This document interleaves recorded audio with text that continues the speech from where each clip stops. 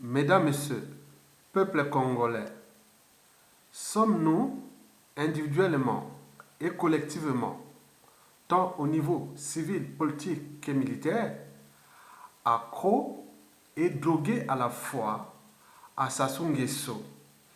Et que pensent-ils les repentis? Mesdames, Messieurs, peuple congolais, quand on parle d'accro ou de drogué à quelque chose, on pense tout naturellement à l'addiction ou aux addictions. Autrement dit, les Congolais seraient-ils addicts à Denis Sassou Nguesso? C'est tout le questionnement. Mesdames, Messieurs, le peuple congolais, pour être accro ou drogué à quelque chose, il faut être déjà entraîné, puis conditionné, et enfin sous emprise. En effet, individuellement et collectivement, c'est quelque chose qu'on ne peut plus s'en passer. Sinon, il y a manque, d'où l'addiction. Mesdames, Messieurs, peuple congolais, alors, quelle addiction avons-nous à Sassou Nguesso ou de Sassou Nguesso? Pour être accro et drogué à la fois à lui, il faut, dans ces cas, décrypter ce que Denis Sassou Nguesso a fait de bien ou non aux Congolais pour qu'ils deviennent individuellement et collectivement soit accro ou drogués à lui. Et ipso facto, il ne peut plus s'en débarrasser de lui puisqu'il y a l'addiction. Mesdames, Messieurs, peuple congolais, décryptons d'abord ce que Denis Sassou Nguesso a fait dans ce pays déjà pour ces 35 dernières années.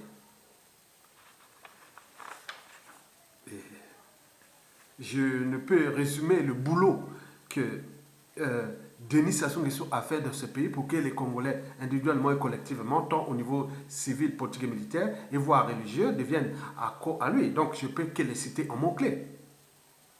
Et donc, en mots-clés, si je pouvais résumer Sassou Nguesso. Premier mot-clé, France-Afrique. Puis, dictature, dictateur, coup d'État, hold-up électoral, dette publique, malgouvernance, vol, bien mal acquis, tribalisme, haute trahison, guerre civile, terrorisme d'État, goût du sang des Congolais, assassinat politique, emprisonnement, les empoisonnements, l'injustice, l'oppression, la division, la violence, la terreur, la barbarie, le crime contre l'humanité, le génocide, une gouvernance liberticide, antidémocratique, antisociale, criminogène, immorale, dissolue, confiscatoire.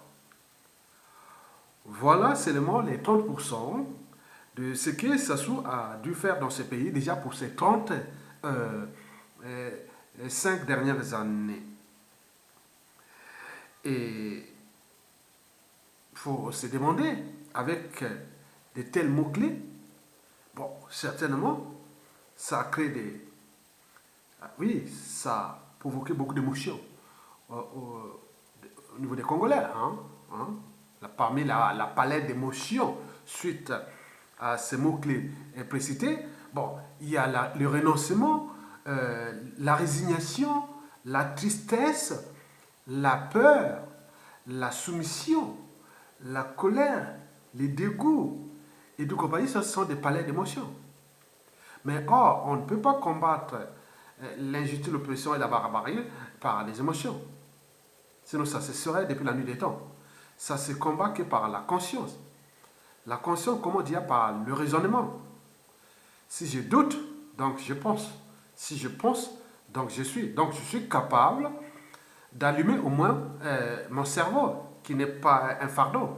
C'est une ressource et qu'il faut l'allumer Et donc, en allumant les cerveaux, donc on allume les neurones, et les neurones ont pour fonction de se structurer, de s'organiser et d'agir, et monter des stratégies et autres. Mais on ne peut pas les monter par des émotions.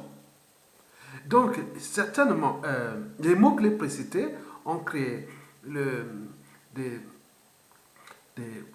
ont entraîné et conditionné les Congolais envers l'éducateur Sassou Nguesso. Vous savez que le cerveau qui gère les émotions est celui aussi des liens affectifs.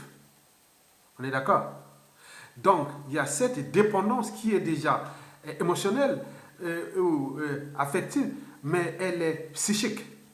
Donc, quand elle n'arrive plus à aller au cerveau supérieur, elle devient psychique. Donc, c'est d'où la dépendance à Sassou Nguesso. On est accro, on est drogué, oui, on est sous emprise. Mesdames, Messieurs, peuple congolais. Alors, peut-on parler d'addiction des Congolais à Denis Sassou Nguesso au regard de ce qui vient d'être cité comme mot-clé?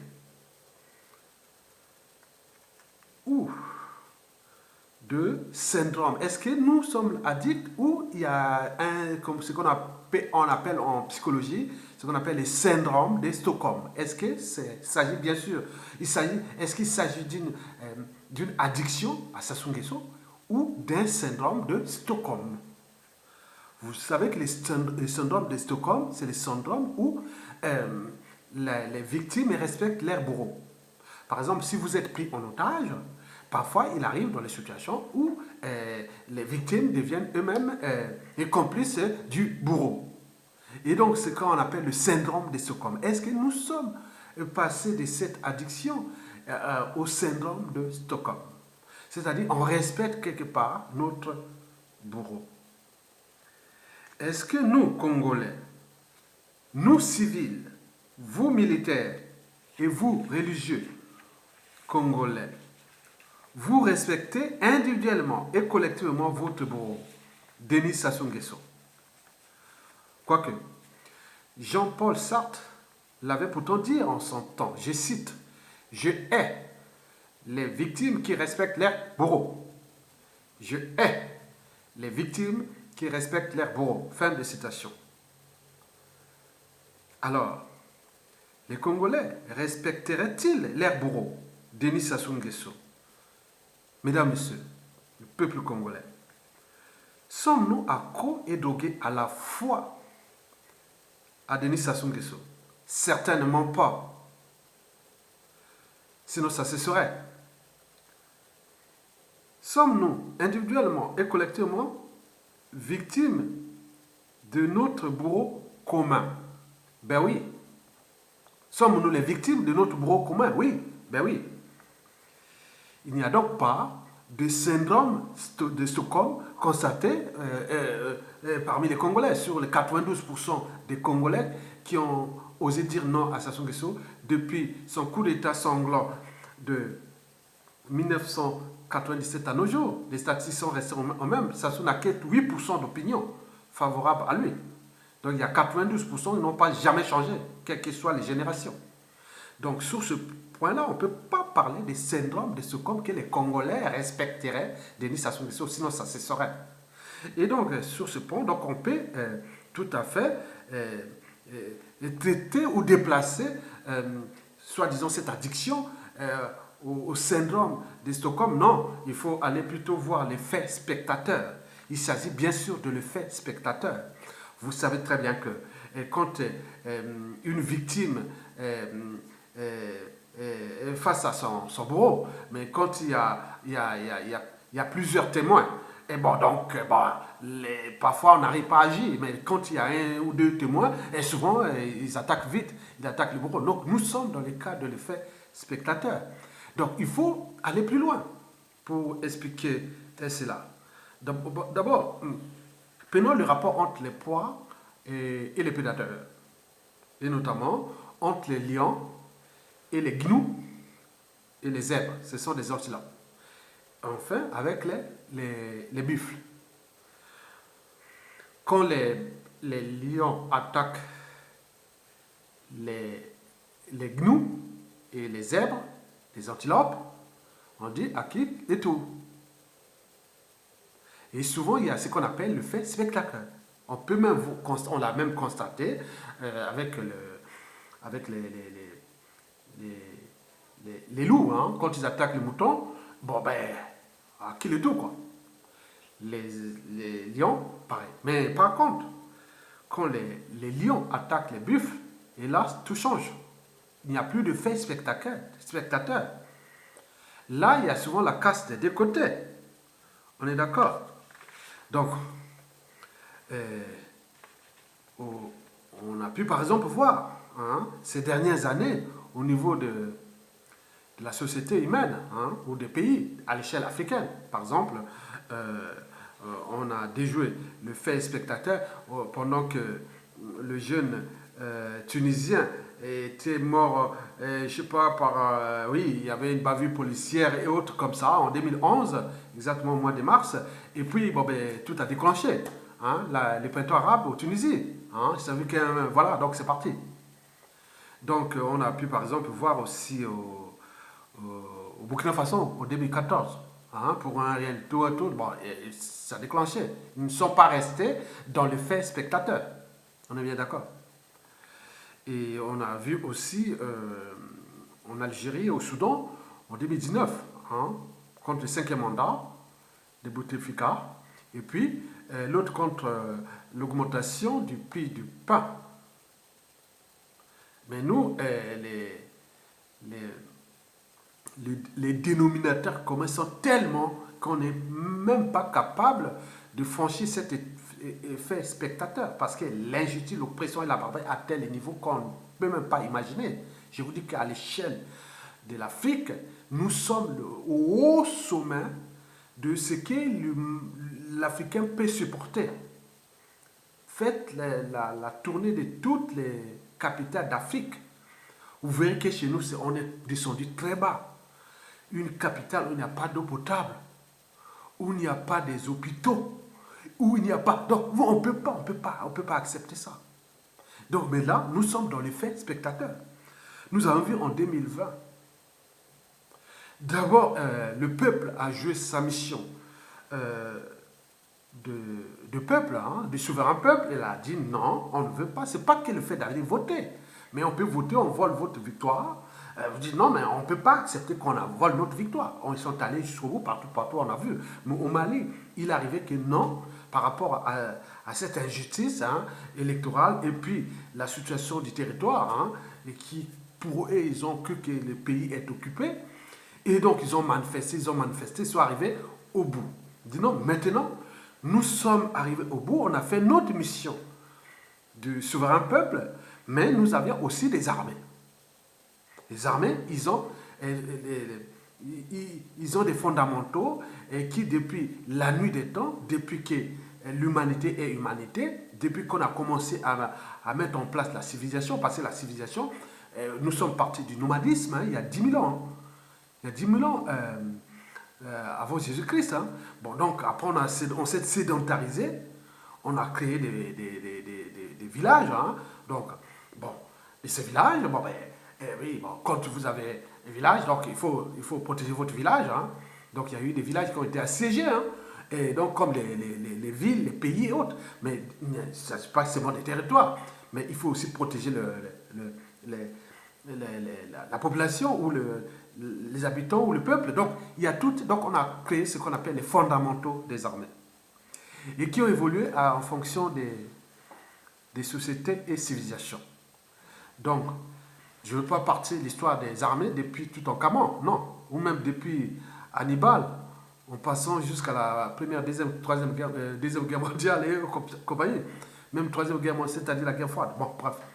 Bon, donc, il faut les savoir que les armées ont trois fondamentaux, hein, standards fondamentaux qu'ils doivent respecter. Un, protéger les territoires, quel que soit le régime politique en place. Deux, il faut protéger les institutions, quel que soit le régime politique en place. Et trois, le peuple, et surtout la volonté du peuple. Quand le peuple, à un moment donné, dit on ne veut pas, on voit qu'il y a une dynamique du peuple, il faut accompagner le peuple. Il ne faut pas aller contre le peuple. Dès que le peuple a arrêté, donc on s'est dit qu'on prend notre responsabilité. Ce qui vient de se passer au Mali, c'est tout simplement la signification du respect des fondamentaux des armées. Nous avons vu la volonté politique et citoyenne en 1990-91 qu'a fait le général Mokoko. Il avait obtempéré aux injonctions du peuple tenant à aller vers le multipartisme, la conférence nationale, la transition. On a vu les résultats. Mais même s'il y a eu par la suite, vous connaissez la suite. Mais les Maliens ont appliqué ces fondamentaux-là. Donc, pour nous, revenons sur notre cas. Là, on est passé de l'effet spectateur à la honte et à l'indignité. Et donc, nous devons déjouer cet état de crise de notre souveraineté. D'abord, nous, il faut que nous mettions tous les mécanismes pour qu'on se débarrasse des stations qui sont maintenant. Sinon, la faute n'a pas de sens. Un être mortel, il est dépassé sur terre, il est venu punir là, et nous allons souffrir. Et vous avez vu dernièrement, vous avez vu les militaires qui commencent à aller demander les pécules au trésor public. Très bien. Mais ce n'est pas que demander, il va pas vous les donner, il n'y a plus d'argent. Vous perdez votre temps. Dégagez-le, on va négocier des choses, votre condition de vie sera meilleure. Donc si vous continuez à aller toujours se pleurer comme des moutons, tant pis pour vous. Parce que demain, vous allez venir pleurer que ça soit parti et que vous allez venir me salaire. Salaire qui? Vous avez aidé qui? Le peuple où? Vous n'avez même pas respecté les fondamentaux des armées. Depuis il y a 2015 à nos jours, le pays est en train d'être enfoncé. Le peuple souffre et tout le monde est dans la merde. Et vous êtes là en train d'être, je vais demander les salaires. Vous avez fait une guerre contre quel ennemi? Donc vous connaissez, ayez quand même une conscience. Donc on est là au cœur des fondamentaux des armées. Donc les armées doivent prendre leurs responsabilités parce que demain, si et seulement si Sassou Nguesso passe par une autre action, mais vous serez souillé, cette armée-là. Donc prenez votre responsabilité maintenant, comme l'ont fait d'autres peuples. Vous avez tout compris. D'autres armées. Vous avez tout compris. Mesdames, Messieurs, peuple congolais. Vous savez que le refus volontaire d'être entraîné et conditionné à l'injustice, à l'oppression et à la barbarie est ce qu'on appelle la repentance. Donc, le repenti. Le repenti, c'est celui qui s'affranchit de cet état de crise ou de cet état du mal que ça souffre, mais les gens sont là. Donc, il y a des repentis. Donc, j'ai posé la question, je voulais voir voilà. Alors, que pensent les repentis à la dictature de Sassou Nguesso? On parle de repentis. Nous, je suis parti, pour faire tout simple, je suis parti que nous étions accros et drogués à la fois à Sassou Nguesso. Il y a une forme d'addiction. J'ai dit non, il n'y a pas d'addiction. Donc on est passé, peut-être que si on ne sait pas l'addiction, puisqu'on est incapable de se séparer de lui. Bon, j'ai posé la question de savoir, est-ce que si ce n'est pas l'addiction, donc ça peut être le syndrome de Stockholm. Mais historiquement, depuis déjà 2015 à nos jours, nous sommes 92% à oser dire non à lui, mais le problème, on n'est pas capable de se débarrasser de lui. Mais à ce moment, j'ai dit peut-être qu'on est dans le fait spectateur. Et donc, j'ai expliqué le fait spectateur. Et enfin, j'ai dit non, mais écoutez, bon, maintenant, comment faire? Pourquoi on sort non seulement qu'on ne soit plus accro ou drogué de lui, ou l'addiction à lui, ou le syndrome de Stockholm, ou le fait spectateur. Donc, il faut qu'il y ait beaucoup plus de repentis. Mais alors, qu'est-ce qu'un repenti? Bon, en ce moment, nous n'avons que deux repentis, bien connus de tous. Un, Jean-Marie Michel Mokoko. Deux, André Okombi Salisa. Et pourquoi? Parce qu'un repenti, c'est celui qui a été dans le système, qui a été avec eux dans tout ce monde-là, qui a dit non, mais on n'est pas dans le droit chemin, on est dans le mauvais chemin, donc il revient vers le bon chemin, et donc il s'est affranchi du mal. Et donc ces gens-là, vous nous les connaissez. Donc les Mokoko, Okombi Salisa, et tous ceux qui ont été emprisonnés, qui ont travaillé avec Sassou Nguesso, et donc sont des repentis. Donc, il faut se le dire que nous, l'enjeu est comment inciter les Congolais, civils, politiques et militaires, par les civils, tous ceux qui travaillent avec Sassou Nguesso aujourd'hui, de suivre la voie de Kombi Salissa et de Jean-Marie Michel Mokoko. De toute façon, vous n'avez plus de choix. Vous restez avec lui, vous êtes des esclaves, des indigènes. À défaut, vous laissez celui-là détruire votre pays. Donc, ce n'est plus... C'est la honte. Donc, il faut que nous cherchions l'enjeu de cette vidéo. Nous voulons plus de repentis. Parce que la victoire est déjà proche. L'insurrection au coup d'État militaire, c'est proche. Nous voulons que ce ne soit pas un coup d'État militaire, il faut que ce soit une insurrection accompagnée de nos forces armées et nous rentrons dans une dimension nouvelle. Donc, ce qui s'est passé au Mali, ce qui s'est passé en Algérie, ce qui s'est passé partout dans le monde, même au Zambie, au Zimbabwe, nous devons trouver quelque chose de nouveau. Que voilà ce qui s'est passé au Congo. Mais le socle reste entre les armées et le peuple. Donc, il faut trouver quelque chose comme ça et que nous allons faire quelque chose de nouveau. Et l'intérêt que nous, les salaires des fonctionnaires, les retraites et tout compagnie, on peut tout remettre à plat. On peut tout remettre à zéro. C'est-à-dire, vous aurez votre salaire, votre retraite et les conditions de vie dignes, qu'on ne passe pas tout le temps à traquer, à chercher à éliminer, à empoisonner, à tout. Voilà, donc il n'y a que ça, il n'y a que le mal. On ne veut plus de ce mal. Donc, c'est vous de devenir tous des repentis. Vous savez que dans un pays, plus il y a des repentis dans un système, plus le système n'a plus de chance, n'a plus de choix ou de chance, il est obligé de négocier et voilà. Donc nous incitons les uns et les autres à devenir comme Jean-Marie Michel Mokoko et au commissariat, les repentis.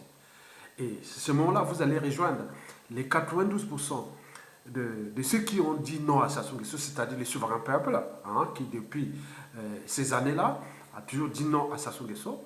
Et donc, déjà depuis 1992, hein, il avait eu que 13% des votants. Là encore, il y avait ce problème-là. Mais depuis son coup d'État, il n'a jamais changé. 8% toujours.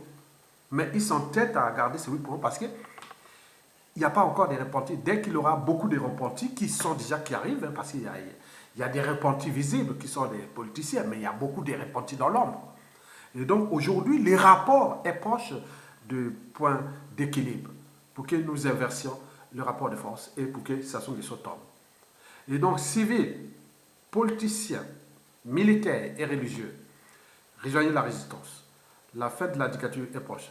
Je vous remercie et à bientôt. Faites votre travail de l'homme, agitez vos neurones et trouvez toutes les stratégies. Il n'y a plus d'émotion. L'émotion, c'est esili. Si l'émotion, oh là là. Non, non, esili. Papa, non, non, c'est pas ça. Il faut réfléchir. Ça soit à penser ça, à faire ça. Trouver les stratégies. Et il tombe comme un château de cartes. Vous avez tout compris. Merci beaucoup. À bientôt.